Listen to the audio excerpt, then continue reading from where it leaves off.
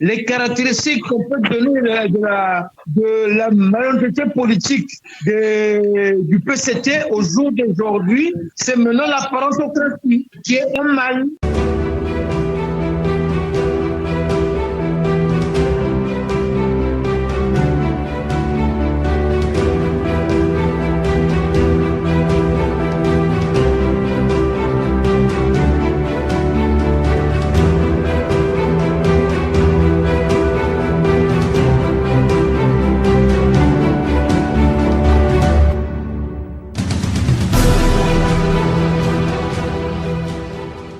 Bonsoir, chers auditeurs et chers auditrices de la radio Bakambi. Vous êtes sur la radio Bakambi. La radio Bakambi, comme nous le disons, elle peut être écoutée 24 heures sur 24, 24 heures sur 24, 365 jours de l'année en téléchargeant l'application sur Google Play. Elle est gratuite. Elle ne vous coûte rien. Vous avez juste à télécharger, à l'écouter même chez vous, dans la voiture, dans le train, où vous vous déplacez avec votre connexion Internet. C'est en compagnie de M. Kayus Ebelebe, animateur et fondateur de la radio Bakambi, une radio qui est là pour essayer de pouvoir communiquer avec toutes les communautés, mais aussi, surtout, avec nos compatriotes congolais d'abord et africains aussi. Alors, vous êtes aujourd'hui en compagnie de M. Kayus Ebelebe et de M. Brice Ngoma, qui lui est aussi, je dirais, politicien, mais aussi professeur en France. M. Ngoma, vous ne vous êtes pas présenté complètement la semaine dernière. Est-ce que vous pouvez, pour nos auditeurs, vous présenter et nous dire qui vous êtes? Bonsoir à tous, bonsoir au panel des co-débatteurs, bonsoir à tout le monde qui se donne la peine de nous suivre. Oui.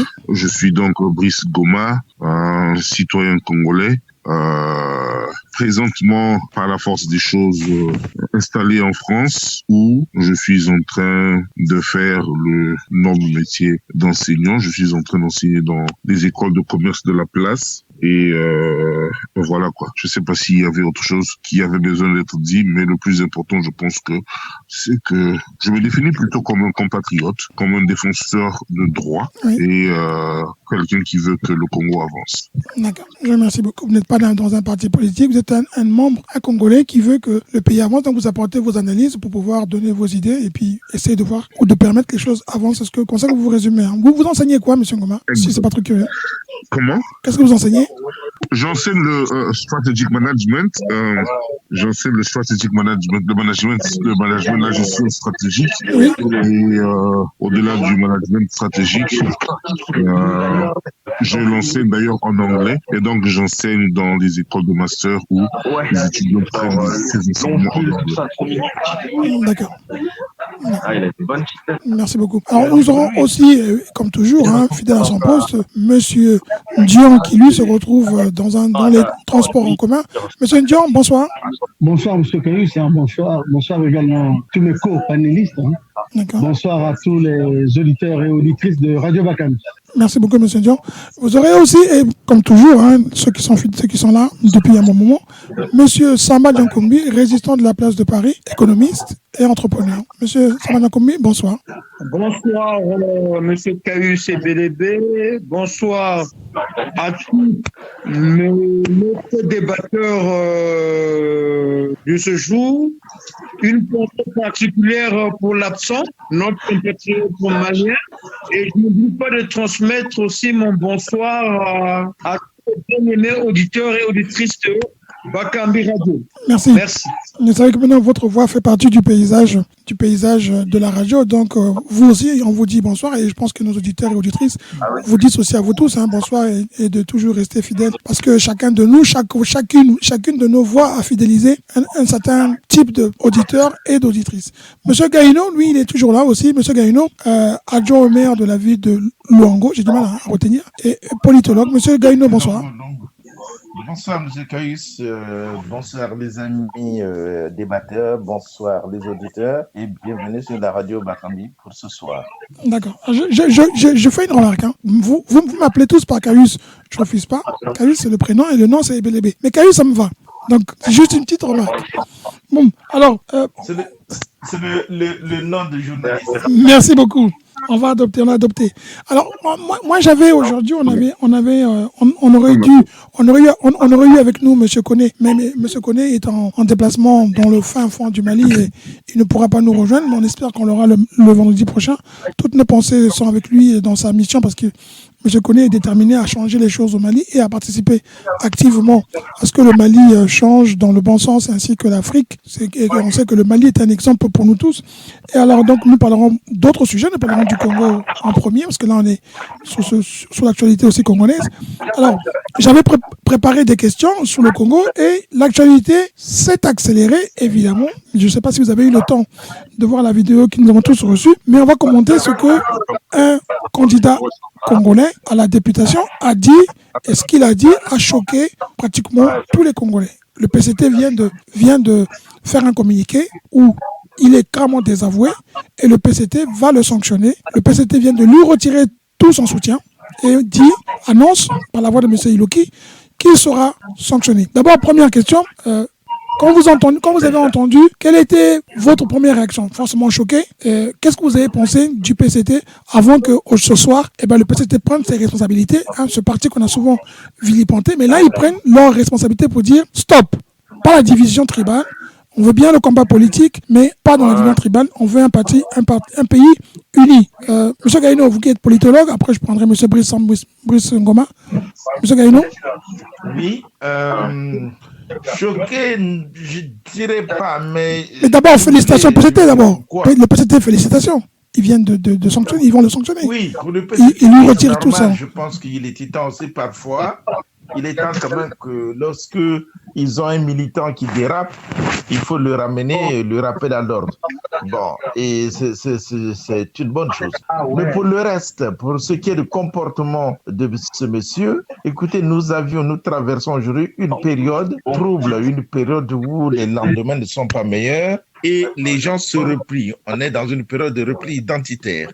Alors, les Congolais, même hommes politiques ou pas, ne se réfèrent qu'à la tribu parce qu'on n'a pas encore bâti notre nation. Et c'est ça ce qui est dramatique parce que quand on voit un responsable politique, on les voit d'ailleurs, vous allez voir que eux, ils présentent leurs enfants dans leur propre région.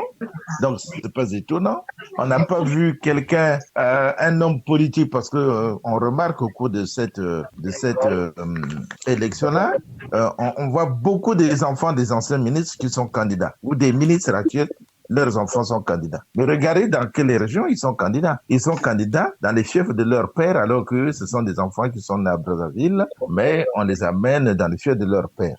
Donc vous voyez qu'on n'arrive pas à créer l'esprit nationaliste. Nous sommes là encore dans le régionalisme, dans cette, comment j'allais dire, cet état d'esprit où on voit pas la nation, on voit la petite région qui est là, ou la famille. Et donc, quand ce monsieur-là, qui est, je crois, il fait même un ancien ministre, qui est candidat, allait dire ce qu'il a dit à Ouisso, mais c'est pas étonnant. C'est étonnant, c'est ce qui se fait, c'est ce qui se pratique. Bien sûr, les autres ne vont pas continuer. Oui. Voilà ce que je peux dire, mais c'est lamentable. D'accord. Monsieur Ngoma, je vais prendre monsieur Ndjan qui, lui, en transport commun, avoir sa réaction, et puis la vôtre derrière avec celle de monsieur Samadjan Komi, si ça ne vous dérange pas. Donc, il n'y a pas de problème. Merci beaucoup. Monsieur Ndjan, le PCT sanctionne, c'est parce que vous avez compris que le peuple n'était pas d'accord, ou bien vous êtes contraint et forcé, ou c'est simplement de bonnes, comment dire ça fait partie de votre règlement, et vous n'êtes pas pour le tribalisme, ce qu'on vous reproche souvent. Bien sûr que oui. De la même manière que je combats Maître Malonga pour Maître Nganga plutôt, pour ses propos qui divisent la communauté congolaise ici en France, pour son association ARCI, qui est une association xénophobe, qui est une association tribale, qui a pour aspiration de diviser les Congolais. Voilà, il a quand même fait une sortie où il précise bien que c'est pour tous les Congolais. Il n'y avait pas de. Il a dit que c'était pour tous les Congolais. Arsi est différente de son engagement politique apparemment. Donc il a quand même recadré les choses. La Mbochini, les Mbochi et consorts. Écoutez, le Parti congolais du travail est un parti de gouvernement, comme nous le savons tous. Conformément à son règlement intérieur, conformément à ses statuts, il n'était pas admissible. 24 heures, c'était trop. Il n'était pas admissible qu'on puisse accepter des propos tenus par un camarade. que nous admirons, un camarade qui est militant, un camarade qui avait eu l'investiture de la Commission nationale d'investiture, s'il vous plaît. Donc son nom était sur la liste officielle. Mais des propos comme ça qui divisent le pays dans la situation de crise qui est la nôtre, des propos comme ça qui ne sont pas fédérateurs, des propos qui vont à l'encontre de l'unité nationale que nous prenons, non, il était temps que le secrétaire général Pierre Moussa prenne ses responsabilités, que le parti prenne ses responsabilités, et par la voie la plus officielle, qui est celle du camarade secrétaire permanent chargé de la communication, Iloki parfait, puisse condamner ça. Ça, c'est vraiment bravo au parti. Par ailleurs, il me plaît de rappeler ceci. C'est malheureux que à notre niveau d'engagement politique, que un député, futur député, nous sommes encore en période électorale, ne puisse pas savoir quelle est la définition d'un député. Un député a un mandat national, un député est un représentant des citoyens. Donc, il peut représenter les citoyens au nord comme au sud, à l'est comme à l'ouest. Il ne doit pas représenter les citoyens seulement de sa juridiction ou de sa circonscription. Non, pas du tout. Voilà pourquoi je me suis dit cette méconnaissance spectaculaire de ce camarade-là, des prérogatives d'un député ou d'un futur député, devait être condamnée. Et je suis vraiment ravi que le Parti congolais du travail, premier parti du Congo, le plus vieux, le plus organisé, ait pris ses responsabilités en se désolidarisant des propos haineux, des propos de division, des propos séparatistes tenus par notre camarade Léonidas Moutom. En tout cas, félicitations. Voilà ce que je voulais dire. Je précise juste une autre précision. Dans le communiqué, on dit que le parti lui enlève son soutien, mais est-ce que ça veut dire qu'il peut continuer à être candidat? Ça veut dire que s'il continue à être candidat, il peut être élu à l'Assemblée, il peut être un indépendant. Est-ce que ça serait correct? Dans la doctrine, dans la vision du Parti congolais du travail, nous acceptons les candidats officiels, bien sûr, mais également les candidats, certains candidats indépendants. Oui, mais là, lui, il est du PCT. L'organisation interne du parti dit ceci. Oui. Si vous n'avez pas reçu le mandat du Comité national d'investiture, vous devez céder la place à celui qui est officiel. D'accord, mais vous ne pouvez pas, parce que vous n'avez pas reçu le mandat, votre nom n'a pas été retenu, votre candidature n'a pas été retenue, et tu te présentes comme un indépendant. Dans son cas à lui, il est sanctionné. Est-ce que demain matin, parce qu'il va continuer la campagne, on suppose? Non, pour l'instant, il n'est pas sanctionné. Pour l'instant, on lui retire notre mandat, on lui retire notre soutien logistique, financier et tout. Et le moment venu, parce qu'il n'est pas le seul, hein. Je rentre pas dans le détail. Ne me faites pas parler, M. Caius. Il n'est pas le seul. Il y en a d'autres, mais pas vu, pas pris. Il serait pas seul. À la fin des élections, le Comité national d'investiture se réunira et l'ensemble des camarades qui se sont mal tenus, qui se sont mal comportés, qui n'ont pas respecté les statuts et le règlement intérieur du parti, seront en temps et lieu sanctionnés. Mais ils pourront être élus entre-temps. C'est assez compliqué comme raisonnement. Monsieur Ngoma. Attendez, je vais vous répondre quand même. Oui. Élu, c'est pas le PCT qui élit les gens, c'est le peuple qui est le souverain primaire qui va le 4 et le 10, c'est ça, non? Le 4 et le 10 juillet, se prononcer. Donc c'est pas au PCT de... Non. Nous désolidarisons de lui. Ça veut dire que l'électorat du PCT, normalement, s'il suit les consignes du parti, un candidat qui a été déchu, un candidat qui a été désapprouvé, l'électorat PCT ne doit pas le soutenir. Maintenant, le peuple reste souverain. S'il gagne nos élections, pourquoi pas? D'accord. On va écouter M. Ngoma. Monsieur Ngoma, on est en 2022, M. Gaïno le dit. Au Congo, les gens disent que ce sont des gens, ce sont pratiquement, tous ceux qui sont représentés sont pratiquement, il y a des caciques du pouvoir, comme on dit, hein, des gens qui ont un charisme. Pourquoi d'abord, en tant que tous les grands responsables doivent se présenter dans leur village, ce qui est quand même assez étonnant? On le voit en France où vous êtes aujourd'hui. Les députés ne vont pas directement dans leur région. On leur choisit un point de chute où le parti sent qu'ils peuvent gagner. Alors au Congo, on continue encore à aller toujours par son propre village. Monsieur Yoka a quand même changé un peu les choses.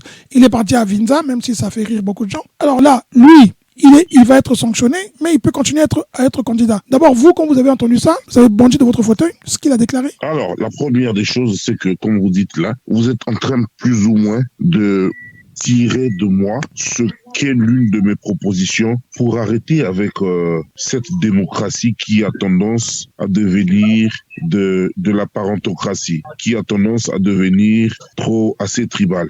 Moi, je crois que on devrait justement, les partis devraient pouvoir présenter dans ces différentes circonstances le candidat le plus représentatif, même s'il n'est pas là. Et d'ailleurs, pour éviter justement le tribalisme, un candidat qui n'est pas autochtone du coin. Parce que les gens viennent tellement tromper les gens pour dire, lui, il va faire ceci, il va vous construire un pont, il va faire cela, alors que c'est pas ça le rôle d'un député. Et ce monsieur qui s'est fait connaître en faisant des déclarations fausses, le jour où les pseudo-militants de Pasteur Ntoumi auraient attaqué Bakongo, lui qui n'habite pas Bakongo, il est venu parler de Bakongo. Aujourd'hui, quand ça arrive à Ouesso, il dit, les Alikamara Belé. Alors, les Kamara Belé, les Alikamara Belé, est commis dans Ouesso. Quand on parle de l'autre, d'ailleurs, c'est pas les Kamabélé, non, c'est des, comme on dit, excusez l'expression, des chiens contrôlés qui eux aussi peuvent regarder qu'à la tête du parti, il y a des tribalistes notoires et eux, dans ce qu'ils font, ils n'ont pas connu les limites. Et comme vous dites, le PCT lui retire certainement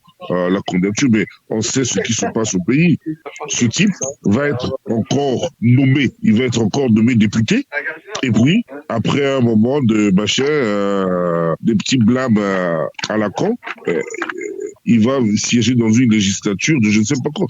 Je ne sais pas si même mademoiselle Tati, la fille du garde de l'UPADES, si ça un n'est pas de là-bas, parce que ça me surprendrait un peu aussi que l'UPADES, qui joue sur les mêmes bandes que le PCT, ait proposé à Ouesso quelqu'un qui n'en soit pas originaire. Je crois, je sais pas, je la connais pas, mais je pense que cette fille-là, au-delà d'être de l'UPADES, elle aussi doit être de la même région. Est-ce que c'est pas un problème de culture congolaise, la culture, parce qu'il y a une culture de développement, il y a une culture de démocratie. Est-ce que c'est pas la culture congolaise qui fait que automatiquement, systématiquement, on pense qu'on doit pouvoir être élu, les parents vont voter pour vous plus facilement que si moi je suis un étranger, que je suis parachuté par exemple demain matin à Pointe-Noire, ils vont dire mais lui il est téqué, il vient ici. Est-ce que les Congolais sont prêts aussi à accepter quelqu'un qui n'est pas du village, qui n'est pas des lieux pour venir être candidat? Il va falloir qu'on en arrive là. C'est-à-dire que dans un premier temps, pour 2, 3, 4 législatures, qu'on exige quelqu'un qui n'est pas, qu'on exige des candidats dans les coins qui ne sont pas de chez eux. Et là, vous pensez que ça serait facile qu'ils puissent rendre compte, parce qu'aujourd'hui, c'est difficile quand c'est un parent de lui demander de rendre compte du premier mandat qu'il a reçu. Oui, il est difficile parce que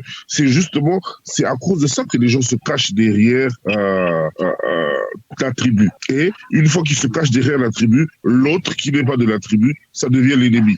L'autre qui n'est pas de la tribu, il devient l'étranger. Alors que nous sommes tous Congolais. Il va falloir qu'il y ait un pouvoir suffisamment fort qui impose pour 2, 3, 4 législatures pour dire on n'est pas obligé d'ailleurs, aucun parti ne devait présenter dans une circonscription un candidat qui en est originaire. Et ça va de l'éducation du peuple.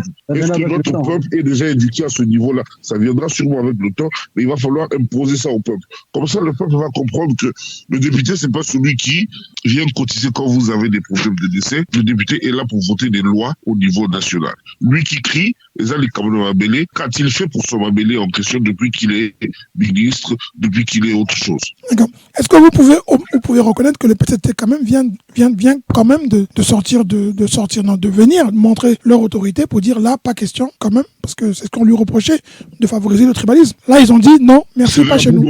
C'est de la poudre aux yeux. C'est de la poudre aux yeux, comme vous avez dit, le PCT aurait, aujourd'hui peut-être qu'il est trop tard de déposer une nouvelle candidature, mais si, je ne sais pas que disent les textes au Congo, si le PCT pouvait retirer ou plutôt mettre le suppléant afin de mettre quelqu'un d'autre retiré sur ça aurait montré le chemin. Mais si le PCT ne peut rien dire que de retirer l'argent qu'ils doivent donner, encore que l'homme est parti en campagne, il a déjà peut-être dans sa poche toute l'enveloppe de campagne, et ça, c'est de la poudre aux yeux.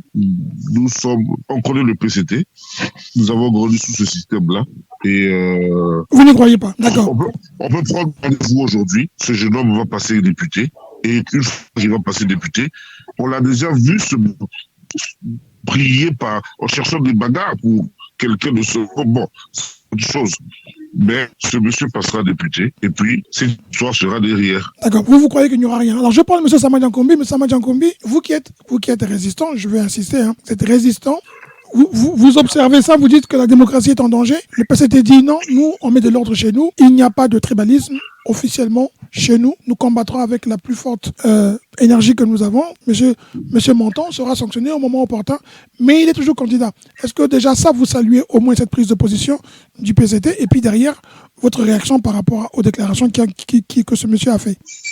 En ce qui concerne le parti et en ce qui concerne le monsieur, pour être modeste et politiquement poli, il y a trois positions. Il y a une position de critiquer, une position de protéger et une position patriotique dans laquelle je me retrouve. Et dans ce cas, ce n'est pas uniquement Montom. Ce dernier, s'il a fait quelque part, quand on a eu cette déclaration, nous voyons dans la globalité de ces élections législatives. Parce que prendre le cas de Montom et ne pas prendre le cas de Thierry Mungala ou le cas de Pierre Mabiala et les fautes de lecture, la parentocratie, c'est pratiquement ce cas doit être pris dans sa globalité. Dans la globalité, comment définir les élections législatives? Les gens crient que nous sommes dans une démocratie, qu'à cela ne tienne. Nous vous avons dit qu'au Congo, il n'y a pas de démocratie.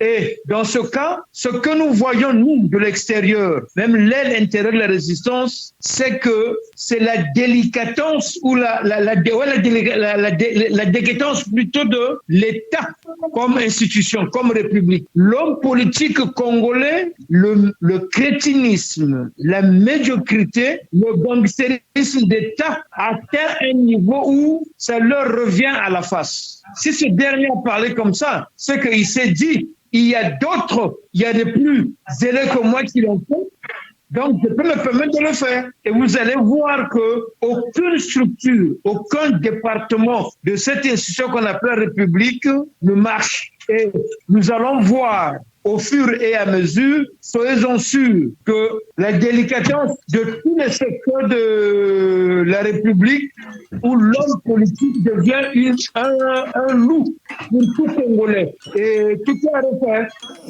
D'accord. Je vous remercie beaucoup. Je voulais poser la question à M. Ndion. Je reviens vers vous, M. Ndion.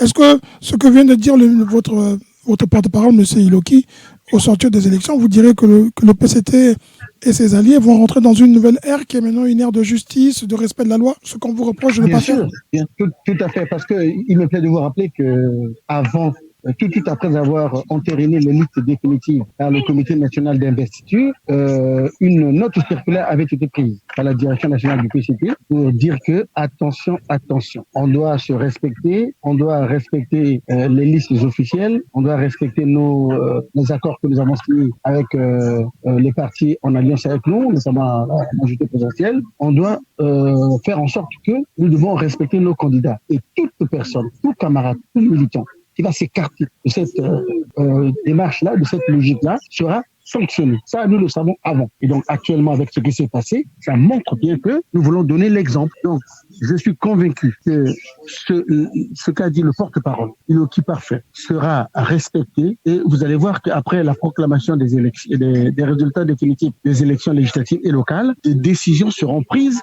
et il y aura un véritable changement de fusil d'épaule, un logiciel politique qui va être changé par rapport à ces anti-valeurs, par rapport à ces propos qui ont été condamnés. Voilà. D'accord. Monsieur Gagnon, vous y croyez, ce que dit M. Ndion? On peut leur donner un quitus, on peut leur donner le bénéfice du doute aujourd'hui avec ce que vient de faire M. Iloki et puis dire pourquoi pas. Non, mais le bénéfice du doute, non, on a déjà vu que c'est pas des gens qui tiennent la parole. De toutes les façons, vous savez, quand il y a des élections, on doit avoir des règles.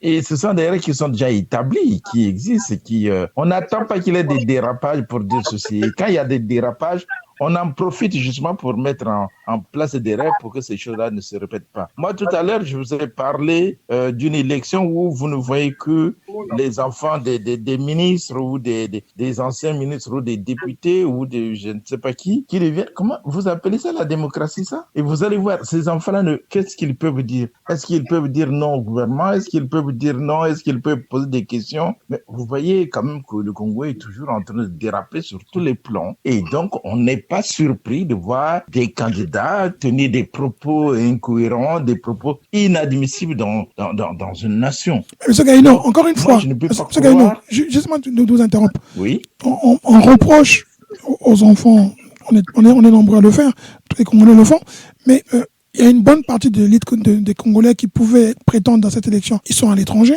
Et une chose est réelle aussi, combien de candidats congolais, parce que j'ai vu, il y avait un article dans un journal, Les Dépêches du Congo, qui disait qu'il y a 2000 candidats à peu près pour 151 postes de députés.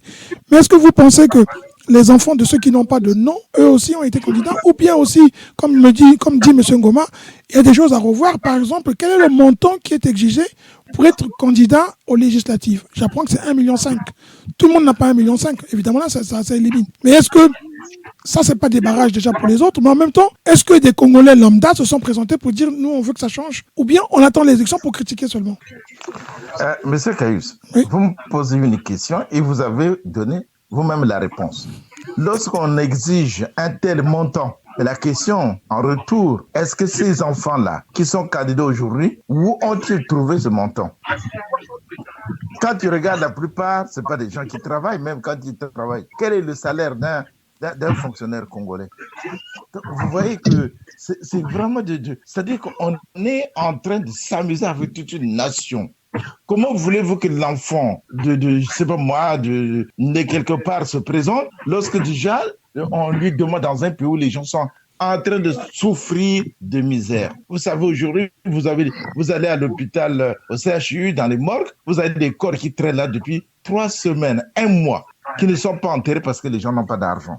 Alors, comment voulez-vous non, mais moi, j'appelle ça de la gaminerie. Franchement, que ce soit les élections au Congo, ce qui se passe aujourd'hui, c'est la gaminerie. On ne peut pas s'amuser comme ça avec la nation. Malheureusement, au Congo, les gens ne peuvent pas bouger. Les gens, ils ont les pieds et les mains liés, donc ils observent, mais malheureusement, ils ne peuvent rien faire. Et ce n'est pas qu'ils apprécient ce qui se passe. Aucun Congolais aujourd'hui, même ceux qui sont en PCT, qui nous entendent, ils ne sont pas fiers de ce qui se passe dans ce pays-là. Parce qu'il est inadmissible. Déjà, c'est truffé d'erreurs. Les enfants des anciens ministres ou des ministres qui sont présentés dans leur propre fief là-bas, dans les fiefs des parents. Deuxièmement, l'argent, ils ont trouvé l'argent où pour être candidat. Et troisièmement, regardez, il n'y a même pas de règles, il n'y a rien. On peut dire n'importe quoi. Non, M. Caius. C'est-à-dire, je suis gêné de parler du Congo comme nation, comme État, comme pays. C'est gênant parce que tout est négatif. Tout. De A à Z. Déjà, de l'organisation des élections, tout est négatif. M. Gaïno, moi, j'aimerais vous répondre quand même. On peut quand même faire une analyse, je dirais, historique. Je pense que dans tous les pays aujourd'hui démocratiquement très évolués, ça a un peu commencé comme ça. C'est-à-dire que naturellement, on souhaite être candidat dans son fief, dans son quartier, dans son village, dans sa ville, là où on a grandi, parce qu'on estime qu'on y a des racines et on peut commencer par là. Bien sûr, après, deux mandats, 3 mandats, on peut penser à être électeur, à être candidat dans une autre circonscription. Je pense que c'est humain et c'est logique. Et non, là où ça devient mauvais, lorsque vous dites l'enfant, pardon, monsieur Ndion, regarde ces enfants-là. Sont-ils nés, comme tu viens de le dire, sont-ils nés dans ces villages-là? Ont-ils grandi dans ces villages? Répondez à ces questions-là, vous-même. Ils sont nés à Brazzaville pour la plupart. Généralement, ils n'ont pas grandi dans ces... Ils n'ont pas d'attache. Ils n'ont pas d'attache dans ces villages. Mais ils profitent de leurs parents pour pouvoir avoir cette attache. De leurs parents, regarde, M. Gaïno. Je ne peux pas dire qu'ils ont des attaches. Non, on est d'accord, M. Gaïno. On est d'accord, mais les parents, on a vu le ministre Florent Tiba être celui qui emmenait son fils à être reconnu par la population. On a vu, il y a des papas qui le font. Vous avez le fils Gongara qui est candidat chez son père. Oui, vous avez Gongara qui est candidat chez son père. À long terme, c'est pas mauvais. Mais vous savez, c'est à long terme ça devient mauvais. Vous savez ce qui se passe à l'Écana. Vous savez ce qui se passe aussi ailleurs. Donc, comment vous voulez faire la démocratie? Et c'est ce modèle-là que vous êtes en train de montrer aux gens. Soyons honnêtes. Soyons honnêtes. M. Gaïno, si vous avez une proposition à faire, ce serait laquelle? Pardon. Votre proposition serait laquelle? Je termine. L'enfant de Ntiva ne va pas être lui, il va être nommé. Tous ces enfants-là, dans les villages où on est allé les présenter, ils ne seront même pas élus, ils vont être nommés. Parce que, vous savez, l'élection, ça se passe avec un projet pour la région et ensuite avec la connaissance de la région. Vous voyez, comment voulez-vous Un enfant qui est né à Brazzaville, qui a grandi à Brazzaville, vous l'amenez parce que son père est connu, mais l'enfant ne connaît même pas la région. Il vient à quel projet? Quel est le projet que l'enfant va amener à l'écran? Quel est le projet? Vous l'avez su? Aucun. Donc, ce sont des gens qu'on va nommer, ils seront des députés et l'Assemblée n'est même pas ni représentative, ni ne peut s'opposer au gouvernement, puisque ce sont les enfants des ministres qui sont en gouvernement. Vous allez Monsieur voir Gaïno, les enfants de ça, ce sont... Oui. Monsieur Gaïno, les enfants des ministres, ils sont députés. Je termine là. Les enfants de M. Sassou sont des députés. Mais est-ce que vous allez voir que ces enfants, s'il y avait une motion de censure, ils vont la voter? N'amusons pas les gens. Monsieur Gaïno, je pense que M. Caïs l'a dit précédemment. Au Congo, il y a un problème de culture, 2 types de culture que nous n'avons pas. Un, la culture de la démocratie, nous ne l'avons pas. C'est la raison pour laquelle... Non, ne dites pas que nous sommes des démocrates. D'accord, monsieur Ndiaye, vous répondez, puis M. Ngoma va intervenir, il voulait intervenir, s'il vous plaît. C'est-à-dire, moi je dis que... M. Ndiaye, vous finissez? On vous écoute, monsieur. Vous pouvez finir pour que Voilà, on a un problème de culture de démocratie. On a aussi même un problème aussi de culture en général. Regardez. Et qui doit impulser cette culture-là? Qui doit l'impulser? C'est là que je veux justement terminer. Moi, j'aurais souhaité que Radio Bakambi doit être force de proposition toujours. C'est-à-dire, après avoir fait le constat, après avoir fait la critique, nous devons proposer pour changer un peu les choses. Les gens au pays n'ont pas la culture de la démocratie, c'est vrai. Mais une fois qu'on a dit ça, est-ce qu'on croise les bras? Il faut faire des propositions. Vous allez voir que ce soit les élections législatives, que ce soit les élections locales, que ce soit... Il n'y a pas... Les candidats ne proposent pas des projets. Qu'est-ce qu'ils vont faire? Qu'est-ce qu'ils comptent faire dans leur localité, dans leur municipalité, dans leur région, dans leur département? Ils proposent rien. Parce que les gens ont une autre culture. Ils pensent qu'un député est là pour construire des routes, pour construire des écoles, alors que le député, son boulot, c'est de pouvoir analyser et concevoir des lois, discuter les lois au niveau du Parlement, etc., etc. Mais comme ils n'ont pas cette culture, ils savent pas. Ils sont dans l'ignorance totale. Et ils se disent, bon, celui-là nous a proposé... il y a d'autres même qui votent par faciès. D'accord, vous pouvez terminer, M. Ndiaye, pour que M. Ngoma puisse intervenir, s'il vous plaît. Voilà. Donc, moi, je pense que... maintenant, je vais terminer sur l'observation qui est assez pertinente. Hein, s'il vous plaît, vraiment bref. Pour M. Gaïno, sur les enfants d'eux. Écoutez, c'est toujours un problème de culture. C'est un raccourci qui peut te permettre de pouvoir arriver à tes fins. Là aussi, on peut faire quelles sont les propositions que nous faisons. Moi, j'aimerais bien qu'un jour, on fasse les propositions. D'accord, on va laisser M. Ngoma, il en a. M. Ngoma a des propositions. M. Ndiaye, M. Ngoma a des propositions à faire. M. Ngoma. Oui, à qui revient-il comme tout le monde. À qui revient-il donc la responsabilité de changer la culture démocratique au pays? C'est le rôle des partis politiques. C'est le rôle des partis politiques qui, dans l'éducation de leurs militants, devraient pouvoir former ces militants-là à ce que devrait être un député et tout. Regardez, je prends la circonscription d'Oyo par exemple. Un jour, j'ai entendu les lycéens d'Oyo qui venaient voir leurs députés parce que, n'ayant pas de lycée à Oyo, ils doivent se rendre à Owando et le billet, c'est 1000 francs l'aller, 1000 francs le retour. Si vous avez 2 enfants au lycée, c'est 4000 francs CFA par jour. Et les lycéens d'Oyo n'arrivaient pas, ils en avaient marre et ils sont venus voir leurs députés pour régler ce problème. Qu'est-ce à dire? Que ces enfants d'eux, même si pour certains, ils ont des formations dans des grandes écoles, mais ils n'ont aucune formation sur le terrain. Ce qui veut dire que malgré la formation dans les grandes écoles, ils n'ont proposé aucune loi qui avance le Congo en quoi que ce soit. Ils sont là pour faire du nombre. Ils sont là pour faire du nombre et pour la conservation du pouvoir. Le PCT ne se tirera pas une balle dans le pied en enlevant M. Moutoum. Le PCT va garder M. Moutoum et le PCT va garder les enfants de Tiba. La preuve, on a fait la guerre à M. Galibali pour que l'enfant de Tiba soit député. Alors, si vous avez une proposition à faire, ce sera laquelle? Si vous avez une proposition à faire, monsieur Ngoma, une proposition. Si c'était vous, qu'est-ce que vous proposez? Et donc, la proposition, je vous avais déjà parlé d'une première proposition, enlever tous les enfants qui sont originaires de leur département d'être candidats chez eux. Mais la deuxième proposition, c'est faire que les gens qui vont être candidats là-bas, que l'on prenne les résultats à la sortie des bureaux de vote. Parce que déjà, vous et moi savons que la majorité de ces députés vont tous être nommés au lieu d'être élus.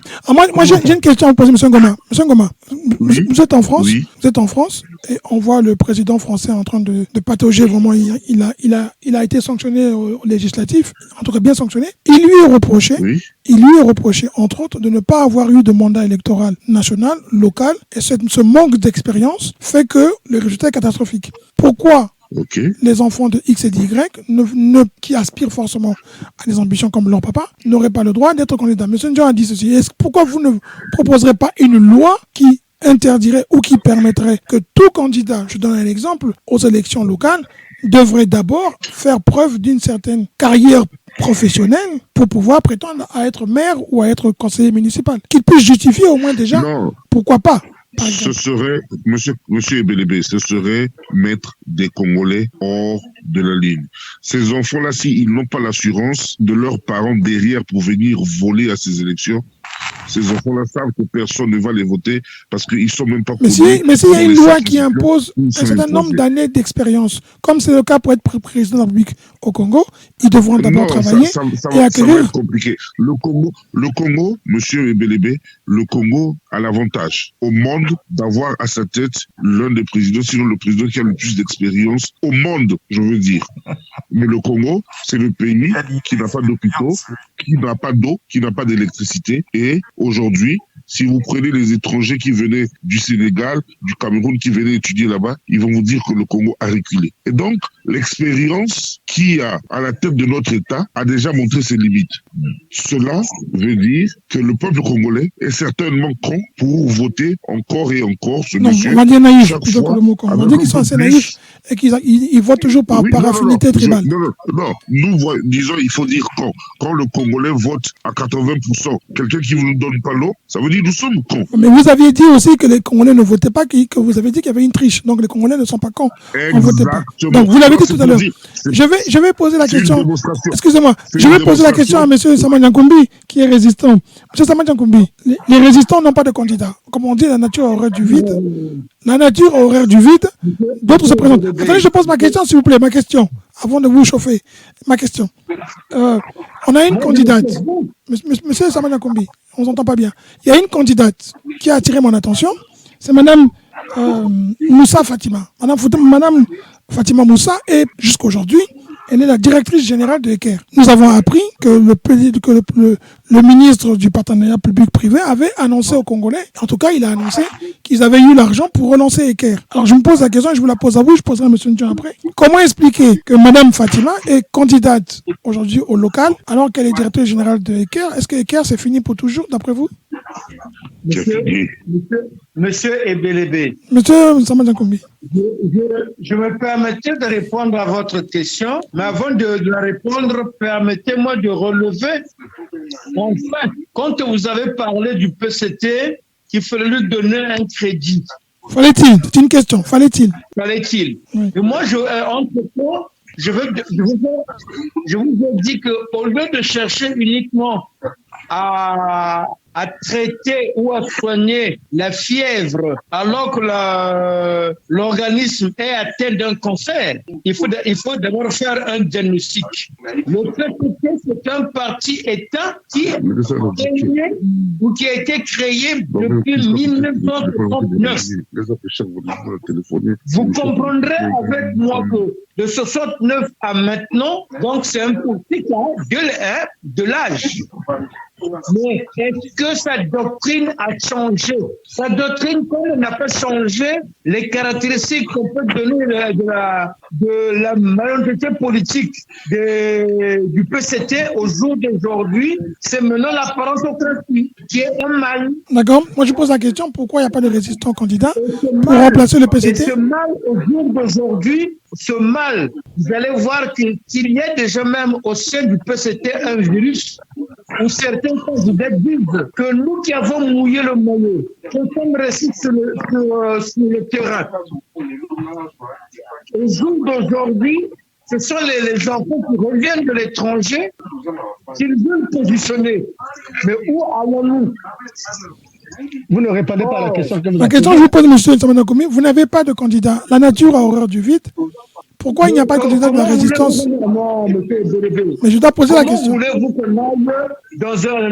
qu'on aille dans une élection qui est déjà biaisée et où on sent qu'il y a de cafouillage en cafouillage? Je vais prendre un exemple. Ceux qui suivent nos sorties depuis l'extérieur, nous avons mis en place un concept qu'on appelle le concept du devoir de mémoire, qui a 3 piliers: la vérité, la justice et la réparation. Et on a dit pourquoi c'est un cours.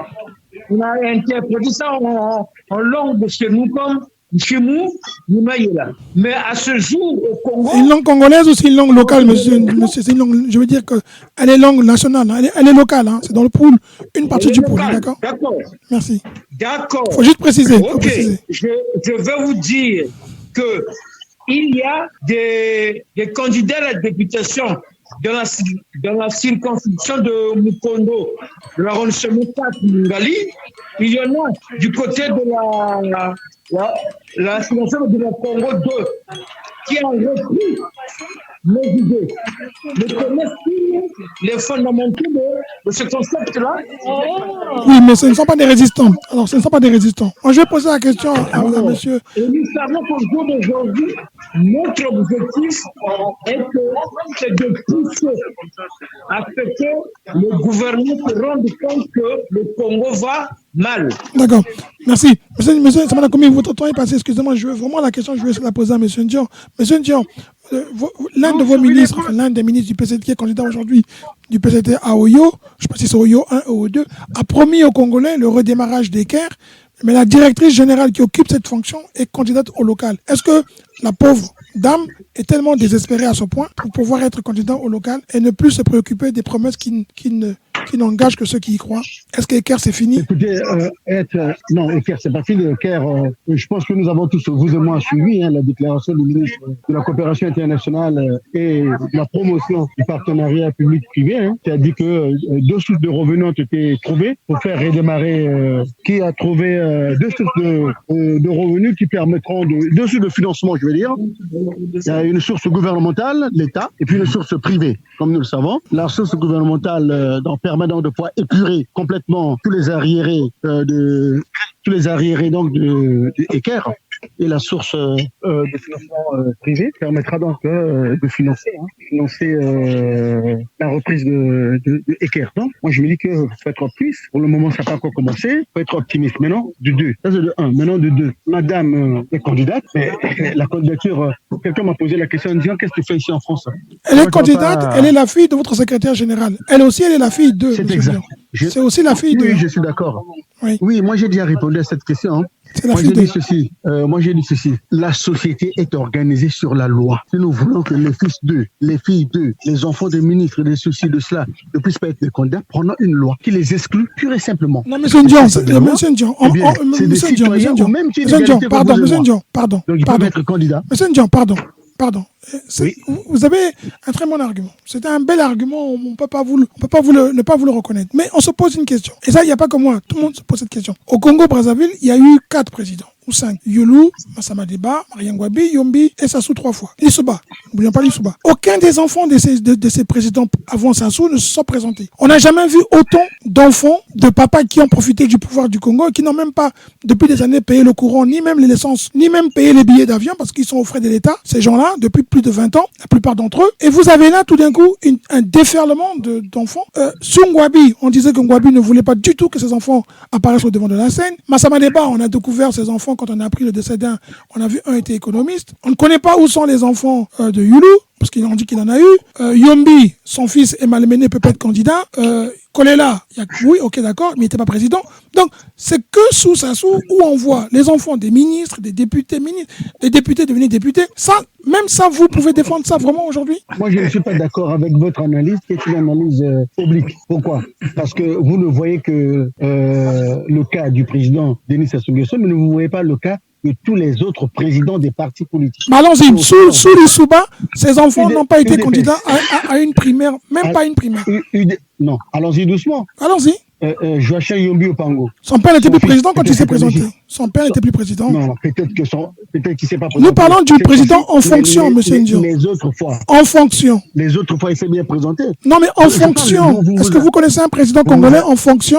Les enfants ont occupé autant de postes que ceux de Sassou aujourd'hui. Moi, je ne suis pas. Dans tous les domaines, vous avez les Sassou. Je ne suis pas d'accord que si vous arrêtez seulement à la fonction présidentielle. Il faut prendre la fonction présidentielle de tous les partis politiques. Allons-y même sur les ministres. Même les ministres, M. Ndion. Non, il n'y a pas que au PCT.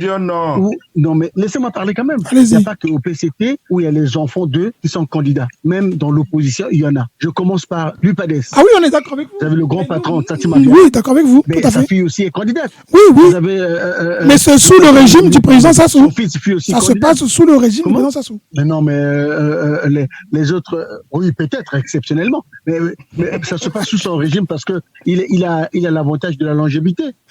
C'est tout. Mais c'est pas lui qui a initié ça. M. Gaïno voulait parler. M. Gaïno voulait vous poser une question. M. Gaïno, vous vouliez intervenir? Non. C'est M. Gaïno qui pose même les questions. C'est plus M. Gaïno. Non, il voulait intervenir.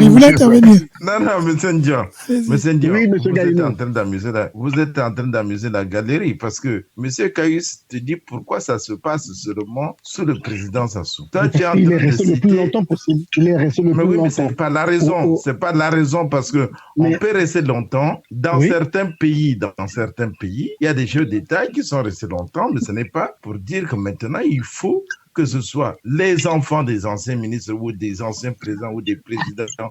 Parce que c'est lui qui favorise ça. Donc tu veux dire Gaïno, c'est lui qui favorise ça.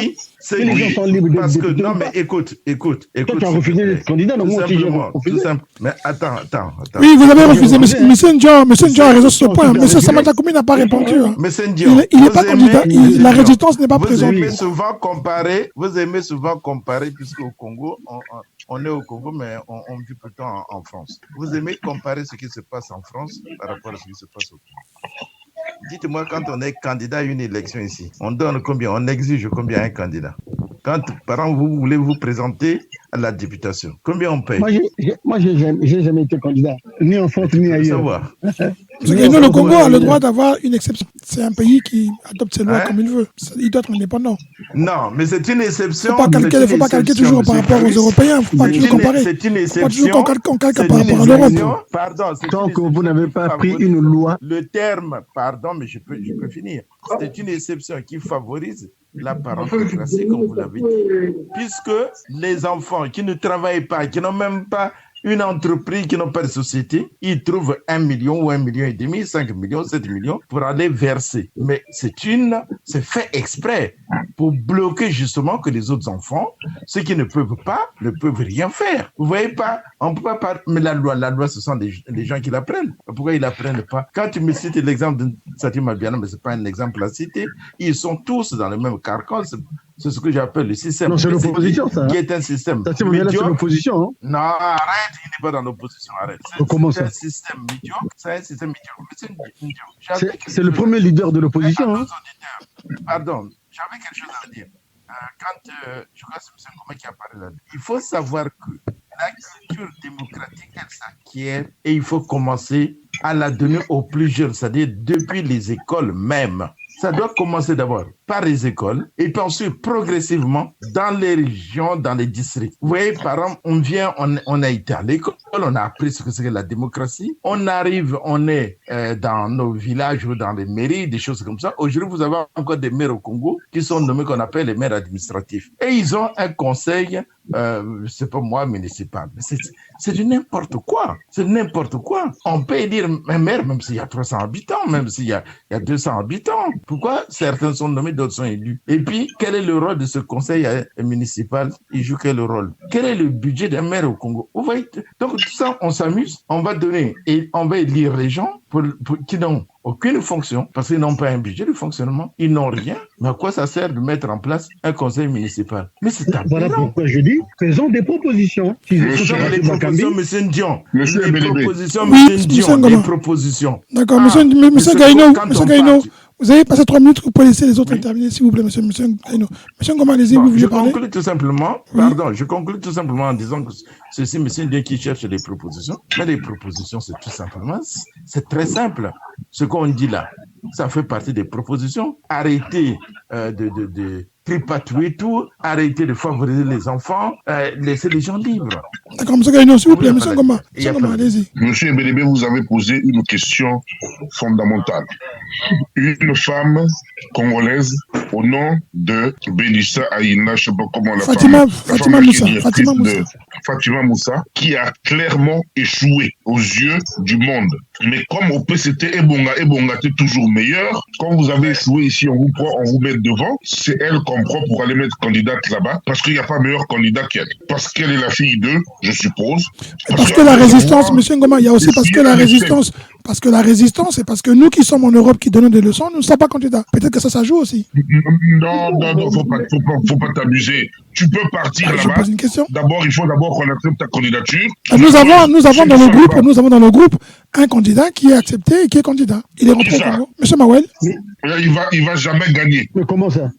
Pourquoi? Mais parce qu'il va prophète. Oui, pardon, parce qu'on est député. C'est vrai que M. Ngoma, l'UPADS présente, M. Ngoma, l'UPADS présente auprès de 7 candidats qui viennent de l'étranger. C'est le seul parti. C'est le seul parti qui le fait. Aucun de ces candidats ne sera élu. Bon, on prend note. Là, vous êtes dans un procès. Mais au moins, ils sont candidats. C'est-à-dire qu'eux, ils sont allés sur le terrain, comme on dit. Vous êtes un prophète. Ils sont sur le terrain. Le problème, c'est que vous avez dit qu'il faut libérer les élections. Monsieur Ngoma, eux, ils sont candidats sur le terrain. Monsieur Ngoma, eux, ils sont opposants à l'étranger et ils ont pris le risque de partir sur le terrain pour combattre le PCT. Monsieur Ngoma va finir. Laissez Monsieur Ngoma finir, j'ai beaucoup interrompu. S'il vous plaît. Monsieur Ngoma, je vous laisse parler 2 minutes, je vous ai beaucoup interrompu. Allez-y. Monsieur Ebelebe, moi je sais pas, vous agissez quelquefois comme si vous êtes juste un observateur de la société congolaise, comme si vous ne savez pas ce qui se passe au Congo. Je suis animateur de radio. Animateur de radio, mais vous êtes congolais, monsieur Ebelebe. Tout à fait. Et vous et moi savons que le Congo, depuis qu'il a instauré dans la démocratie africaine le système de suspension des lignes Internet, ne tient pas des élections claires et acceptées de tous. Donc les élections au Congo sont truffées depuis avant la ligne de départ. Aujourd'hui, il ne saurait être question de dire que vous partiez de l'étranger, que vous vous présentiez, s'il y avait des assurances de succès. Quand on aura une commission électorale libre, qui n'est pas truffée avec des gens qui doublent des mandats ici et là, ce jour-là, les gens vont repartir et avoir une élection comme elle a eu lieu sous le Premier ministre Milongo. Mais tant qu'on a une élection organisée par le PCT, donc plus fait de beaucoup de tricheries, nous perdons notre temps. Est-ce que et je si peux on ne reconnaît pas ça, c'est malheureux. Oui. Est-ce que je peux intervenir? Monsieur Ngoma, vous avez fini? Oui. Allez-y, monsieur Moussa Oui. Moi, je crois qu'à un certain moment, monsieur Belébé, je vous laisse la possibilité de nous taquiner, mais soyez constructifs et soyez pragmatiques. J'essaye de l'être. Vous nous interpellez, nous, excusez-moi, vous nous interpellez, nous, d'aller, pourquoi nous ne sommes pas allés à l'élection législative. Nous vous avons dit que je le dis parce qu'il y a des candidats que vous contestez. Et ceux, comme l'UPADS. Allez-y. La parole me revient. Oui, mais je précise ma question. Non, mais vous nous avez interpellé pourquoi la résistance n'a pas de candidat à cette élection. Oui. Nous avons dit ceci. Les fondamentaux d'une élection libre et transparente sont biaisés. Comment voulez-vous qu'on aille dans un système qu'on combat avec un autre agenda? J'en reviens. Donc nous vous disons que nous prenons la vérité. C'est quoi la vérité? C'est cette substance qui en même temps elle est condamnable, en même temps elle est poursuivable, de fin de fin elle finit toujours par triompher. La preuve, nous avons dit que c'est les gouvernements sont dans une stratégie de transition du pouvoir. Il y a un ministre qui s'est permis, un membre influent qui s'est permis de nous dire devant tout le monde que c'est tout ça. Et vous voulez que nous, dans le patriotisme de l'autre, qu'on ait ce pouvoir dans ce genre de calcul mesquin. Là, nous avons encore vu notre compatriote Gabriel Dion venir dire qu'il faut tenir la loi, mais pourtant, au fond de lui, il est conscient que les lois constitutionnelles au Congo s'adoptent et se changent comme des de Kleenex ou comme des papiers hygiéniques. Quand ça sert le gouvernant, c'est bon. Mais dès que ça commence à donner des contraintes au gouvernant, il modifie à leur acquis. Et nous vous disons au jour d'aujourd'hui, là où ils vont, nous savons que c'est du mensonge. Et ce mensonge, la preuve, il ne faut pas, il boutique une opposition virtuelle. Mais en réalité, ils sont conscients que blanc bonnet ou bonnet blanc. Merci. Alors, on va finir sur ce sujet-là. Hein. Je vais juste conclure en disant, Monsieur Ndian, je sais que vous savez, et tout le monde le sait, vous avez 25 candidats apparemment qui n'ont pas d'opposants ou qui n'ont pas d'opposition. Donc, ces 25 seront forcément élus dès ce dimanche.